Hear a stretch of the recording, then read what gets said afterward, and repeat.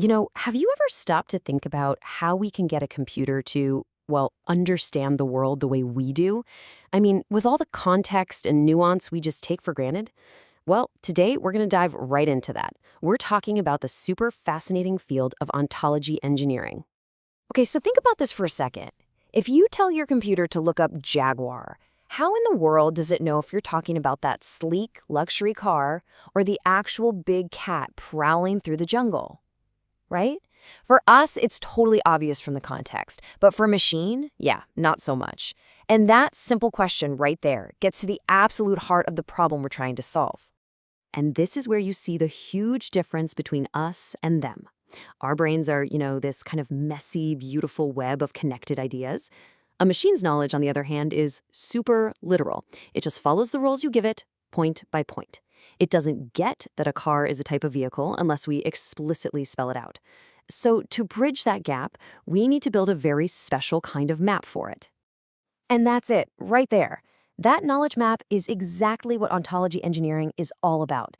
It's the art and science of building these incredibly detailed, structured maps that let machines find their way through information with something that starts to look a lot like real understanding. So what it really boils down to is this. Ontology engineering is the formal, disciplined way we draw that map. It's how we lay out concepts, things like car and animal, and then carefully define all the relationships between them so a computer can actually follow the logic. Okay, let's break that down a bit to make it more concrete. And ontology really defines three key things. First up, you've got concepts. That's the what, the main nouns in our map, like a product or a customer. Then you have properties. That's the how, the details that describe those concepts. So a product has a price, a customer has an address. Simple, right? And finally, you've got the relationships. This is the who and where. It's how all these concepts link together. For instance, a customer buys a product. See? It's all connected. All right, so if you're the engineer tasked with building one of these massive knowledge maps, what's in your toolkit? What do you actually use? Well, for thousands of pros in the field, the go-to answer is this really powerful open source platform called Protégé. You can think of Protégé as like the Photoshop for ontology builders. It's the specialized software for this exact job. It's a complete framework designed from the ground up to help you create and manage these super complex knowledge structures. And believe me, it's the industry standard for a very good reason.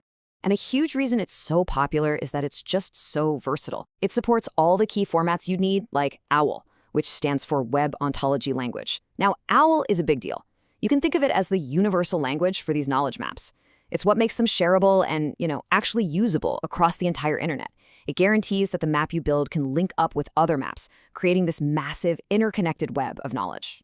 Okay, so we've got the what, an ontology, and the with what, the Protégé tool. But now for the big question, how do you build a good one? A map that's actually useful, that can grow, and that won't give you a headache to maintain later. Well, it all comes down to 7 key best practices. And the first phase is all about your blueprint. I mean, you wouldn't just start throwing up walls to build a house, right? No way. You have to plan smart. And that plan involves 3 absolutely critical steps. Step 1, define your objectives. Super clear. Ask yourself, what problem am I actually trying to solve with this map? Step 2, think in modules. Break that huge map idea down into smaller, bite-sized, connected pieces. It's just so much easier to handle that way. And third, and this one's a big one, don't reinvent the wheel. If there's already a great, well-established ontology out there for what you need, use it. It'll save you a ton of time and make sure your work plays nicely with others. Okay, blueprint is set. Now we move on to the actual build. And here, the whole focus shifts. It's all about creating a structure that's clean, that's easy to understand, and that's built to last. This is where real craftsmanship comes into play. And there are 2 practices that are just non-negotiable here. Step 4, use consistent naming conventions. Seriously, this is so important for making your work readable for other people, and let's be honest, for your future self who has to come back and fix it. Then there's step 5, document everything. Every single concept, every property, it all needs a clear explanation. Think of your notes and comments as the legend on your map. Without it, people will get lost. And just look at this to see what I mean. The difference is night and day, right? Using a consistent style, like product ID or customer order, makes the structure pop.